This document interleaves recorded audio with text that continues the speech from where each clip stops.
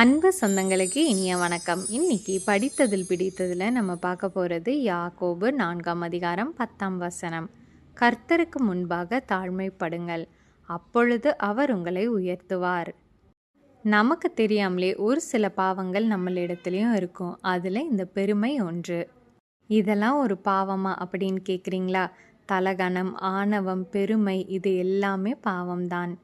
எந்த ஒரு விஷயமே ஆண்டவர் எனக்கு கொடுத்தார், அவரால் நடந்தது, அவருடைய கிருபையினால் இது நடந்தது அப்படின்னு சொல்லி பழகுங்க. எதுக்குமே நீங்கள் புகழையும் கீர்த்தியும் எடுத்துக்கொள்ளாதீர்கள்.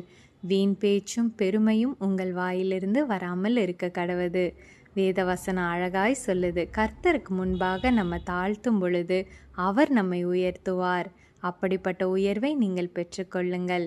இந்த நாள் இனிய நாளாக அமைய கர்த்தர் உங்களை ஆசீர்வதிப்பாராக. ஆமேன்.